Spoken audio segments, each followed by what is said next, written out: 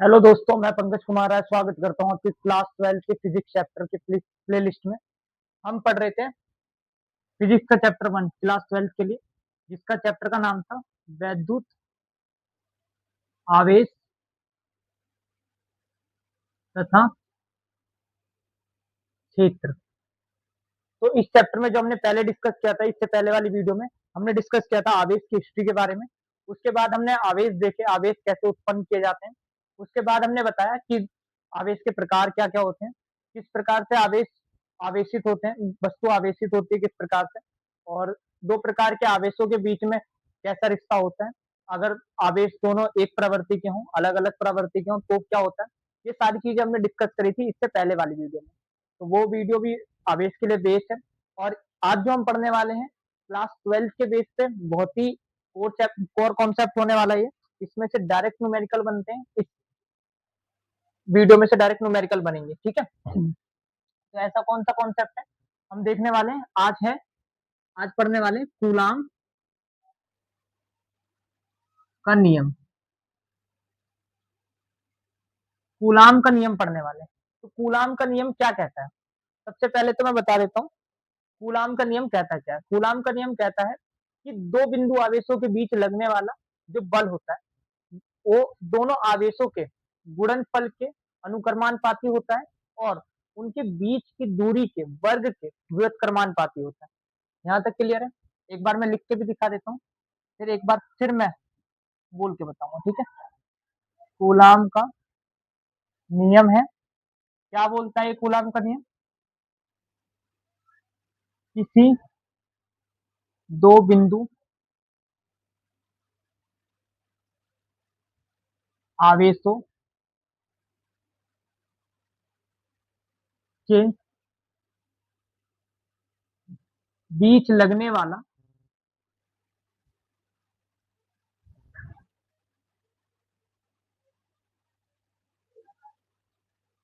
वाला बल जो है, उन दोनों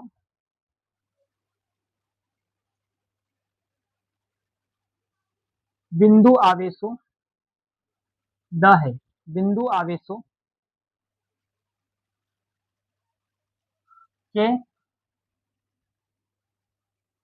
गुणनफल के अनुक्रमानुपाती होता है। अनुक्रमानुपाती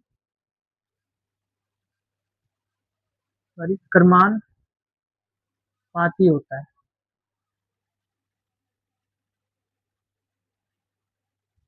तथा उनके बीच के दूरी के व्युत्क्रमानुपाती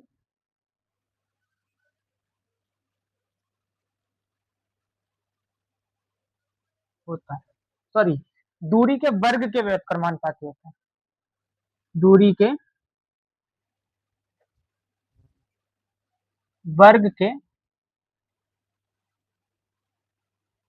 व्युत्क्रमानुपाती होता है।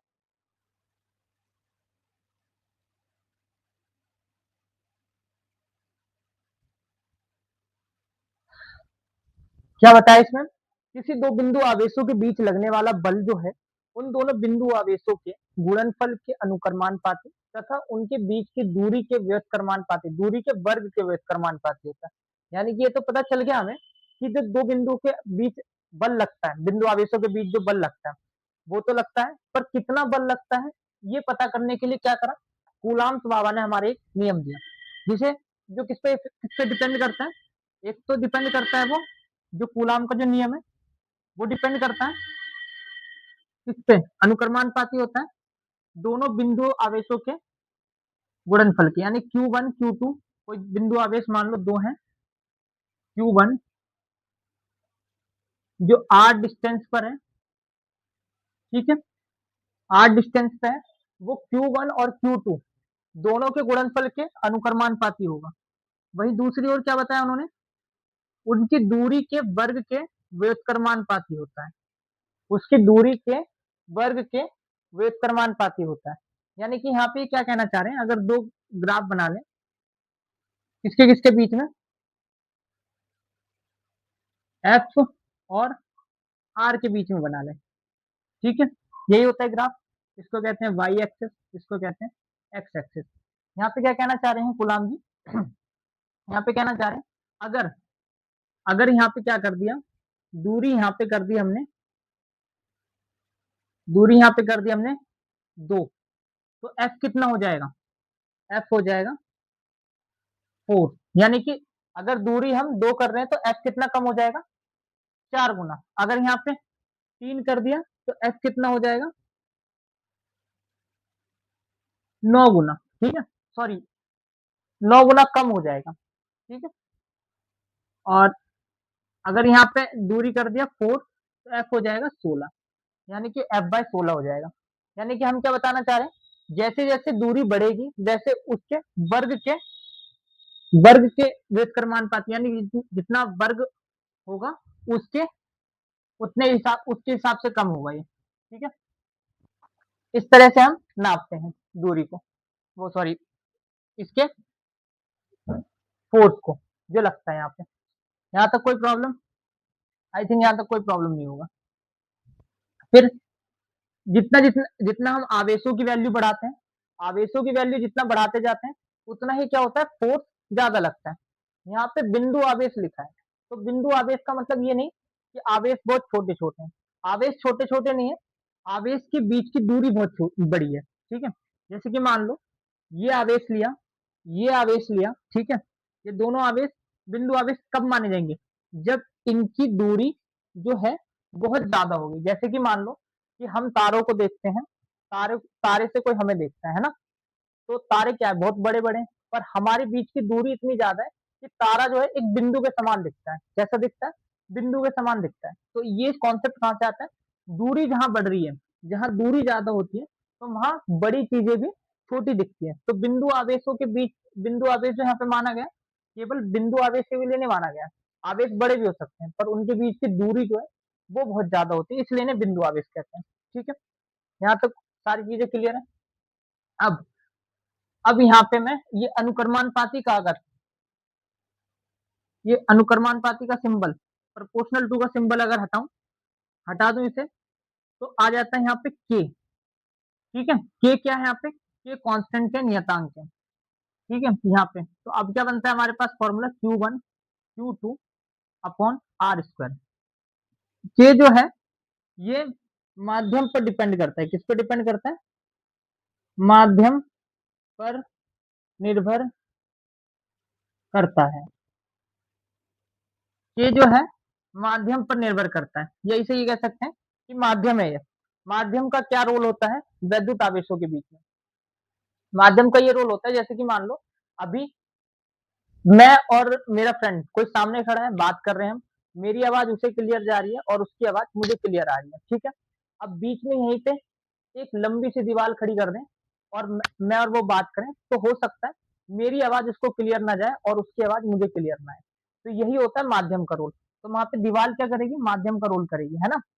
तो दीवार अगर बीच में खड़ी हो जाती है, इस मतलब इसका मतलब कि बीच में कोई माध्यम आ गया। तो अभी जो ये के जो है, के का निर्वात या फिर वैक्यूम के लिए क्या होता है वैल्यू, निर्वात को मतलब वायु को ऑलरेडी हम लगभग हम वैक्यूम में मानते हैं, 10⁹ होता है। क्या होता है, 10⁹ होता है के की वैल्यू। किसके लिए, किसके लिए, वैक्यूम के लिए, निर्वात के लिए के की वैल्यू कितनी होती है, 9 × 10⁹ होती है। ठीक है, ये डायरेक्टली किस पे डिपेंड करता है, माध्यम पर। तो यहाँ से हम माध्यम के की वैल्यू एक और निकल के आती है यहाँ पे, अगर बताऊं मैं के की वैल्यू, अच्छा इसका पहले मात्रक देख लेते हैं, मात्रक देख लेते हैं।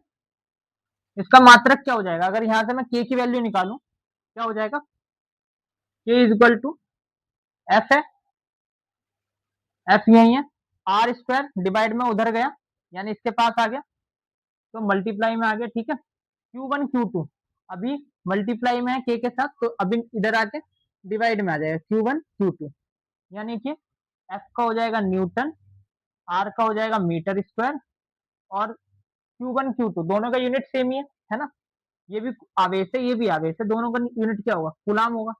तो कूलाम स्क्वायर -2 कूलाम की पावर -2, ठीक है, ये हो जाएगा इसका यूनिट। यहाँ तो कोई प्रॉब्लम, आई थिंक यहाँ तो कोई प्रॉब्लम नहीं होगा, है ना।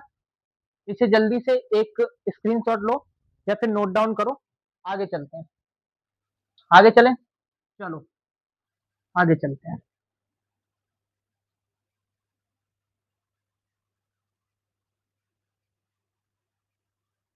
तो अभी हम के की वैल्यू के लिए निर्वात पे कैसे डायरेक्ट डिपेंड करता है, ये डायरेक्टली डिपेंड नहीं करता निर्वात में, वैक्यूम के लिए के की वैल्यू होती है 1/4 पाई, यानी 1/4 pi epsilon not, 4 pi epsilon not, जहां पे एप्सिलॉन जो है फ्री स्पेस, फ्री स्पेस या फिर ये कह सकते हैं ये ये डिपेंड करता है माध्यम पे, माध्यम कितना अलाउ करता है, यानी कि कितना अलाउ करता है फोर्स को,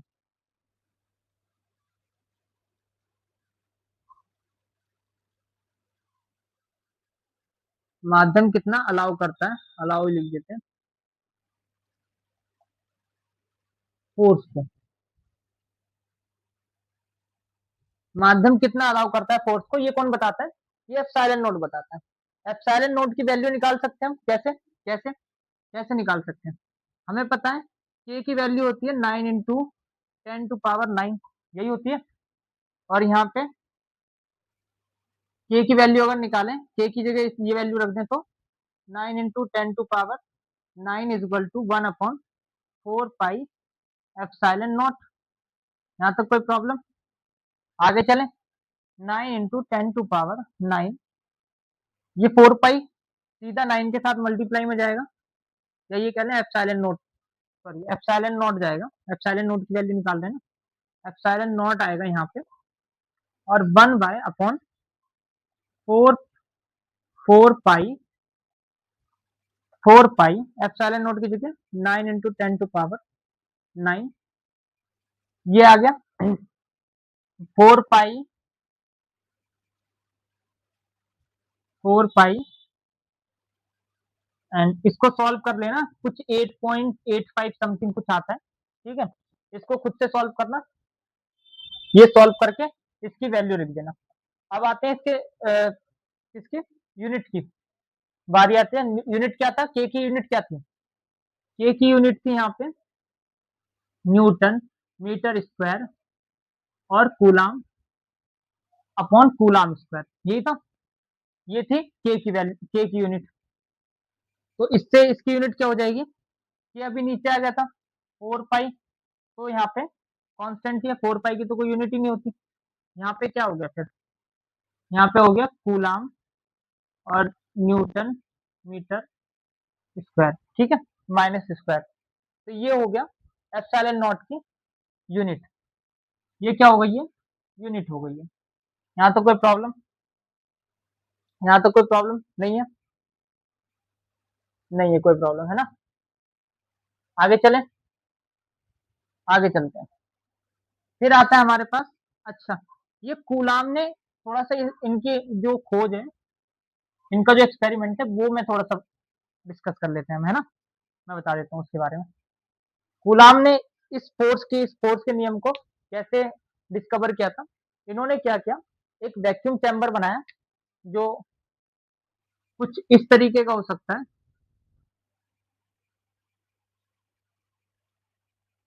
कुछ इस तरीके का हो सकता है वैक्यूम चैम्बर, है ना। तो ये वैक्यूम चैम्बर था जो कूलाम ने डिजाइन किया था, यहाँ पे एक पतली वायर लगाया जो कि रोटेट हो सकता था, है ना, बांधा ऊपर, इससे एक रॉड बांधी, लाइट रॉड बांधी, इससे एक बिंदु आवेश इसके यहाँ पे लगाया और एक बिंदु आवेश इसके यहाँ पे लगाया। बिंदु आवेश कैसे थे, जिनकी दूरी जो है, जिनके बीच की दूरी उनके त्रिज्या से बहुत ज्यादा थी, ठीक है, त्रिज्या यानी इनके बीच का जो बिंदु आवेशों का जो रेडियस था उससे बहुत ज्यादा उसके बीच की दूरी थी। और दूसरा आवेश जो है एक अलग से यहाँ पे, ये थोड़ा सा ऊंचा कर लेते हैं इस तरीके से था, एक बिंदु आवेश यहाँ पे था, ठीक है, इन दोनों को चार्ज दिया गया और जब इस बिंदु आवेश के पास लाया गया तो उसने क्या मेजर किया, ये बिंदु आवेश दूर भगा रहे हैं। जब ये समान चार्ज के होते हैं यानी दोनों पॉजिटिव होते हैं तो एक दूसरे को दूर भगाते हैं। दूर भगाते हैं तो क्या होता है, ये रोटेट होता है। ये ये इस तरीके का मानो टंगा हुआ है, ठीक है, इस तरीके से टंगा हुआ है, ये बिंदु आवेश है।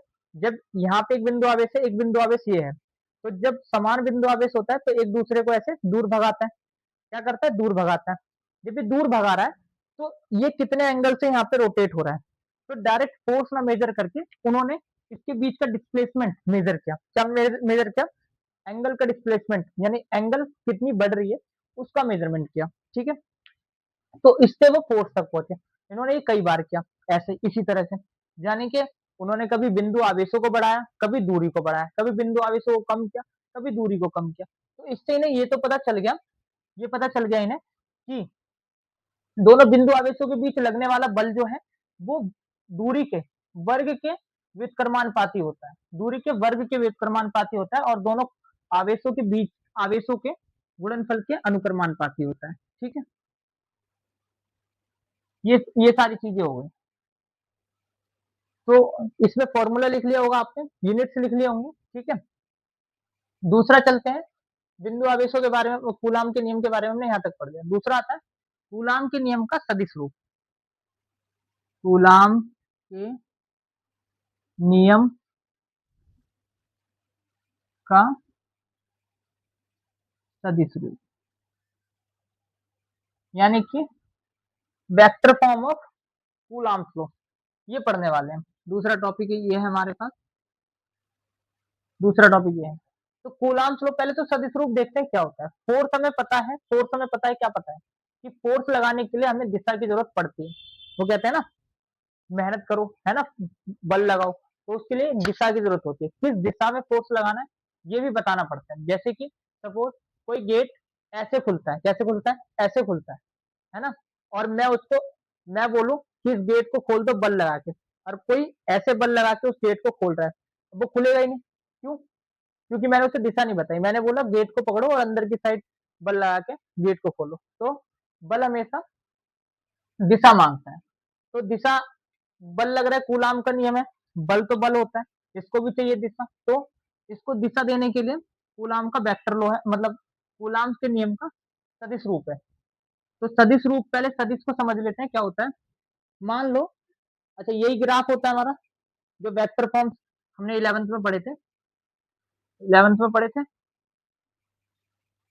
ऐसे होता है, नहीं 12th में पढ़ेंगे हम, ऐसा होता है। ठीक है, वेक्टर लो, वेक्टर ऐसे होते हैं, 3 एक्सिस होते हैं, ये होता है वाई, ये होता है एक्स, ये होता है जेड, है ना, ये होता है। मान लो कि यहाँ पे कोई दो आवेश है, Q1 और Q2, ये दो आवेश है। तो ये मूल बिंदु है, मूल बिंदु, मूल बिंदु है। तो ये है Q1 आवेश, बिंदु आवेश, और ये है Q2 आवेश, है ना, ये है Q1 बिंदु आवेश, ये है Q2 बिंदु आवेश, और ये दोनों फोर्स लगा रहे हैं। फोर्स कैसे लगाएंगे, मान लो अब ये पॉजिटिव पॉजिटिव है। वैसे तो देखो कूलाम का नियम कैसे वर्क करता है, जब भी कूलाम के नियम दोनों समान आवेश हो या दोनों विपरीत आवेश हो, हमेशा एक दूसरे के विपरीत दिशा में ही बल लगाते हैं। यानी कि अगर समान आवेश होंगे, मान लो पॉजिटिव पॉजिटिव होंगे, तो एक दूसरे को ये इस दिशा में बल लगाएगा और ये इस दिशा में बल लगाएगा, है ना, दोनों विपरीत दिशा में बल लगा रहे हैं। अगर दोनों पॉजिटिव नेगेटिव होंगे, यानी विपरीत विपरीत आवेश होंगे दोनों, एक पॉजिटिव होगा एक नेगेटिव होगा, तो ये इस दिशा में बल लगाएगा और ये इस दिशा में बल लगाएगा, है ना, दोनों एक दूसरे को पास खींचते हैं तो दिशा दोनों की चेंज हो जाती है। अभी दोनों को समान ही मान के चलते हैं। तो ये लगा रहा है मान लो यहाँ बल, और ये लगा रहा है मान लो यहाँ बल, है ना। तो यहाँ लिखते हैं, अच्छा मूल बिंदु से R1 है ये, ठीक है, सॉरी R2, ये R2 है, ये R1 है, ये R1 वेक्टर है, ये R2 वेक्टर है। ठीक है, यहाँ तो कोई प्रॉब्लम, ये हो गया स्थिति आवेश Q1 का। R1 वेक्टर क्या है, R1 वेक्टर है Q1 की स्थिति सदिश,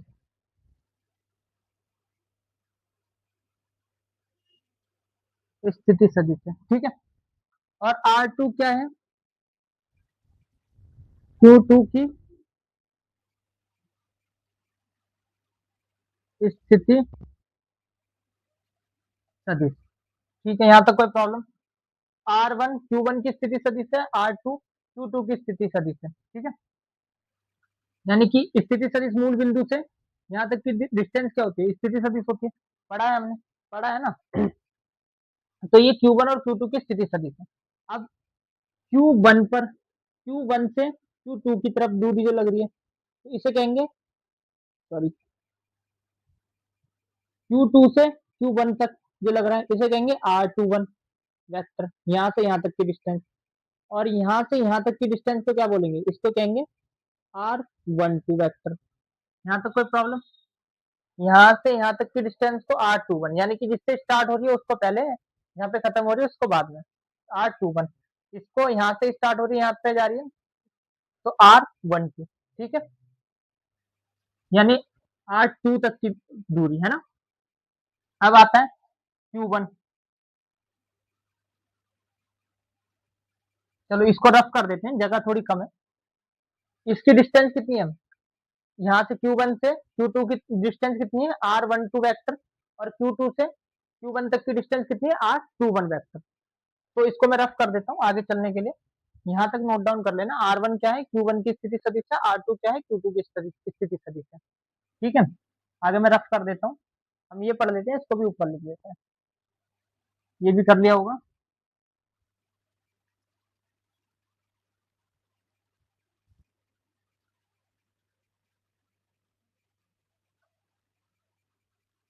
कूलाम के नियम का सदिश रूप, है ना, सदिश रूप। तो ये स्थिति सदिश थी, हमने R1 स्थिति सदिश, R2 स्थिति सदिश बता दिया। अब Q2 के द्वारा Q1 पर लगने वाला फोर्स, ये इस तरफ फोर्स लगा रहा है ना, ये इस तरफ फोर्स लगा रहा है, तो इस पे किस तरफ फोर्स लगेगा, इस तरफ Q1 पर, तो ये क्या हो जाएगा, F21, F21, ठीक है।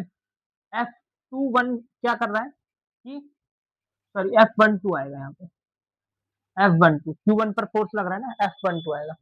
F12 में क्या है, Q1 आवेश पर लगने वाला, आवेश पर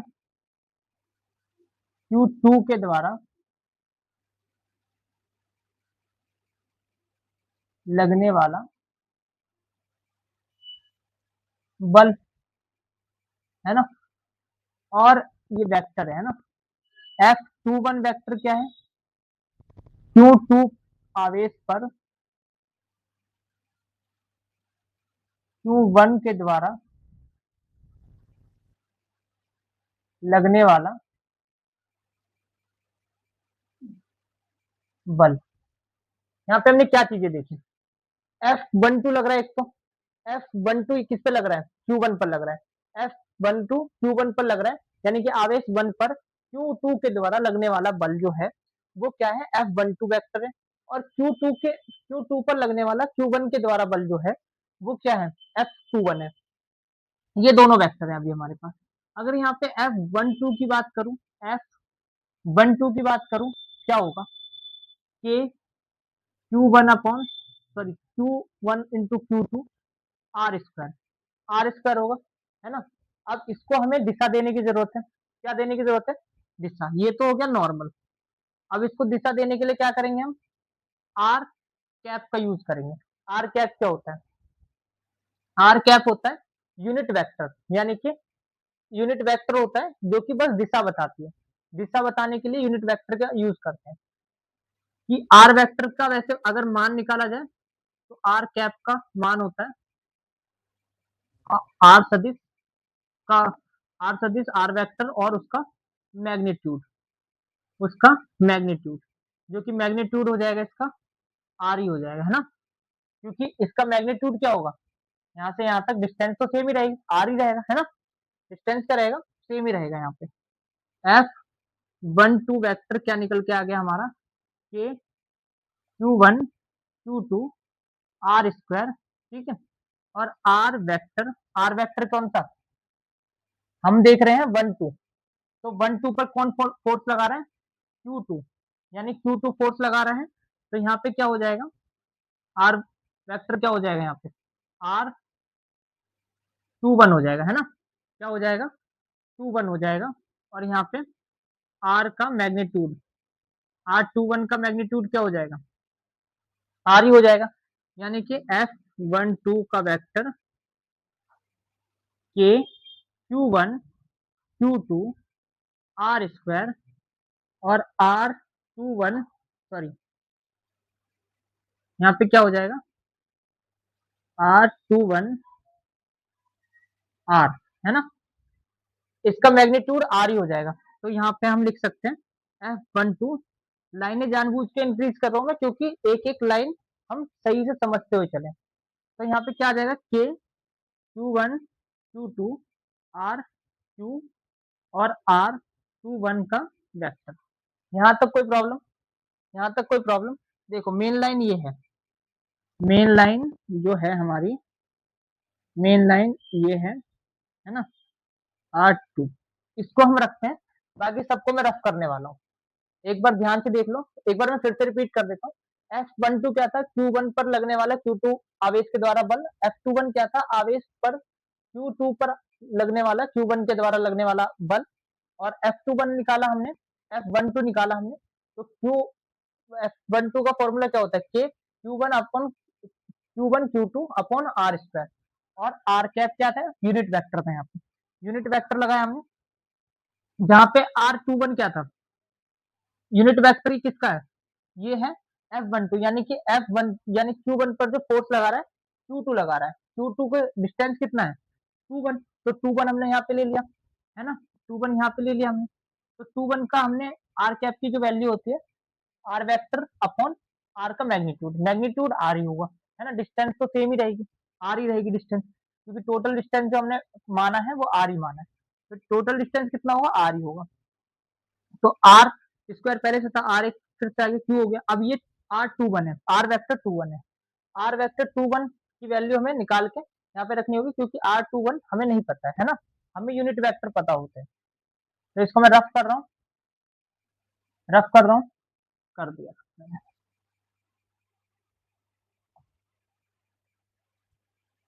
ये चलो इस लाइन को भी छोड़ देते हैं अभी, ठीक है, यहाँ तो कोई प्रॉब्लम, यहाँ तो कोई प्रॉब्लम नहीं है, आगे चले। तो हमने 11th, अभी हमने वेक्टर्स में पढ़ा था, क्या पढ़ा था कि परिणामिक वेक्टर क्या होता है, जैसे कि मान लो क्या मान लें, यहाँ पे एक फोर्स ऐसा लग रहा है,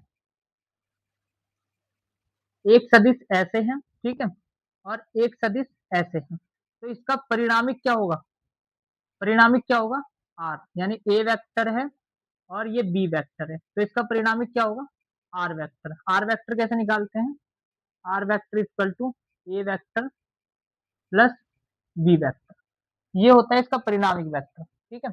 तो R21 यहाँ पे भी कुछ ऐसा ही हो रहा है, अगर अभी हम थोड़ी देर के लिए Q1 पर बस मान के चले, फोर्स है, किस पर मान के चले, Q1 पर फोर्स है, थोड़ी देर के लिए मान लेते हैं, तो ये फोर्स ऐसे लग रहा है ना, और ये इधर लग रहा है और ये इधर लग रहा है, ठीक है, ये इधर वेक्टर है और एक वेक्टर ये इधर जा रहा है, तो अभी क्या ये दोनों एरो एक जगह जाके मिल रहे हैं, जैसे यहाँ पे मिल रहा है, तो इन दोनों का भी परिणामिक क्या हो जाएगा, इन दोनों का, इसका परिणामिक और इसका परिणामिक क्या हो जाएगा, ये हो जाएगा, है ना। तो यहाँ पे R1 इक्वल टू क्या मान लें हम, अगर इसको ही कंपेयर करें यहाँ से, यहाँ पे कंपेयर कर लें, अगर मैं R1 वेक्टर तो कंपेयर करूं, क्या हो जाएगा, equal to R21 vector plus R2 vector, ये हो जाएगा। यहाँ पे R21 की वैल्यू चाहिए हमें, R21 की वैल्यू चाहिए हमें, तो R1 vector minus R2 vector, R1 vector minus R2 vector. ठीक है, आगे चलें। ये मैं रफ कर रहा हूँ, ये मैं रफ कर रहा हूँ। तो हमारा जो नेक्स्ट आता है, नेक्स्ट क्या आता है, F12 कितना था हमारा, F12 वेक्टर के Q1 Q2 अपॉन RQ, यहाँ पे कितना आ गया, R1 minus R1 vector minus R2 vector, यही था, R1 vector minus R2 vector. ये तो हो गया F1 के द्वारा, यानी कि F12, यानी कि आवेश 1 पर आवेश 2 के द्वारा लगने वाला बल।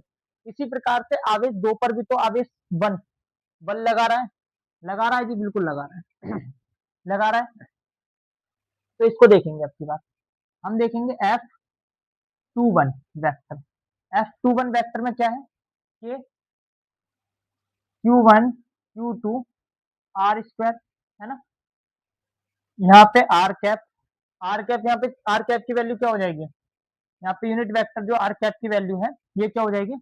अब की बार क्या कर रहा है, अब की बार इस वाली लाइन को रफ कर देते हैं हम, और ये केवल बल लगा रहा है मान लेते हैं, है ना, और ये क्या था R12, इसका मैग्नीट्यूड क्या हो जाएगा, R12 वेक्टर अपॉन R12 का मैग्नीट्यूड, सॉरी हाँ मैग्नीट्यूड यानी कि यहाँ पे R12 वेक्टर अपॉन आर मान लेते हैं इसको, है ना। तो F21 इज इक्वल टू के Q1 Q2 upon r square, और यहाँ पे हो जाएगा R12 वेक्टर अपॉन आर, यानी कि F21 वेक्टर क्या हो जाएगा, क्या हो जाएगा, ये सेम ही है, बस इसमें R21 की जगह 12 आ गया, Q1 Q2 upon are Q, यहाँ पे क्या हो जाएगा R12 वेक्टर। परिणामिक वेक्टर सेम ही रहेगा उसमें भी, जैसे यहाँ पे मैं करके दिखा देता हूँ एक बार, इसमें भी सेम ही रहेगा, जैसे क्या था ये Q1 Q2, अब की बार कहाँ लाइनें मिल रही है, यहाँ पे लाइनें मिल रही है, तो R21 वेक्टर यहाँ पे हो जाएगा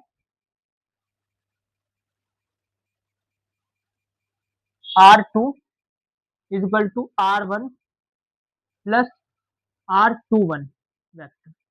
तो यहाँ पे R21 की वैल्यू निकालें अगर हम, क्या हो जाएगा R1 माइनस R2, है ना, ये हो जाएगा R1 माइनस R2।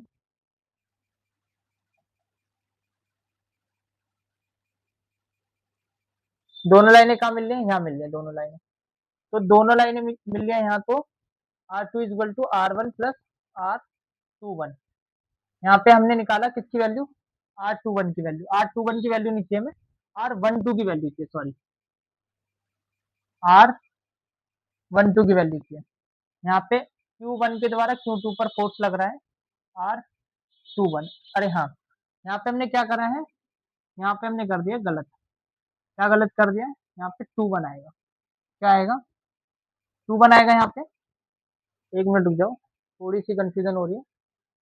R12 ये वाला फोर्स है, अच्छा ये वाला मैंने रफ नहीं किया था, ये क्या था Q2 से Q1 की डिस्टेंस थी, sorry sorry sorry guys, sorry guys, sorry guys, थोड़ा सा हौच पौच हो गया, व्हाइट बोर्ड छोटा है इसलिए थोड़ा सा हौच पौच हो गया, इसको यहाँ से रफ करते हैं, इसको यहाँ से रफ करते हैं।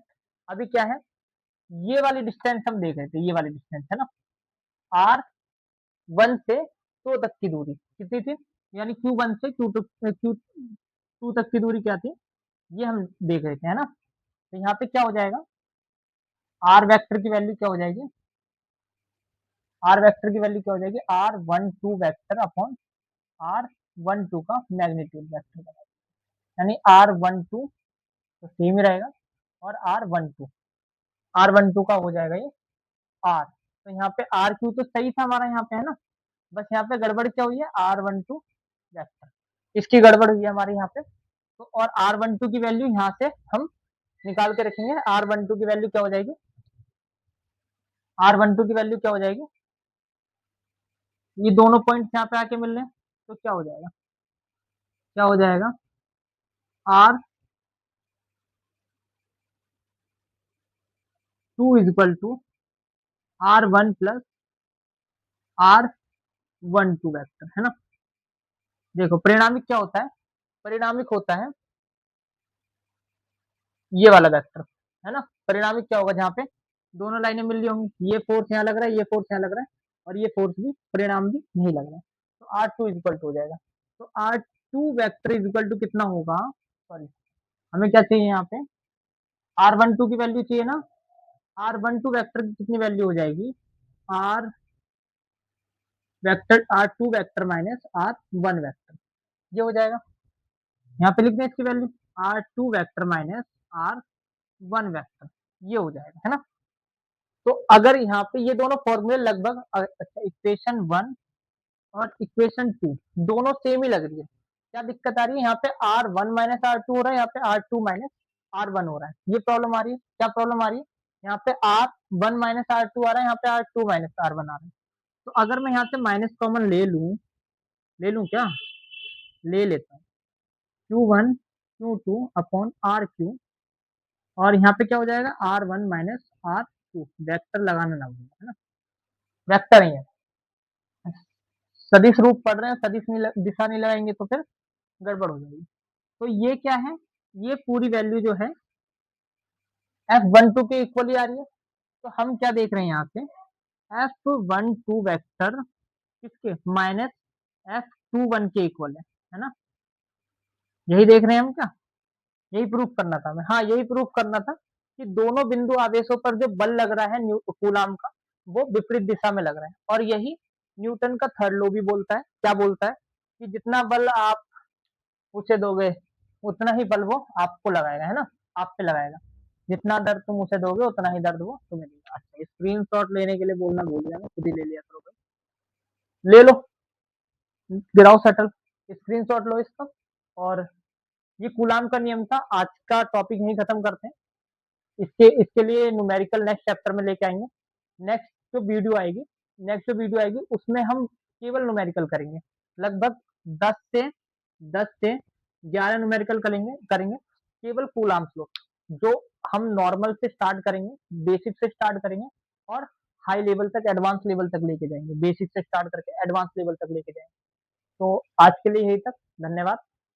ऐसे ही चैनल पर बने रहें। अगर वीडियो पसंद आती है तो वीडियो को लाइक करें, कमेंट करें, और सब्सक्राइब करना ना भूलें चैनल को, ठीक है।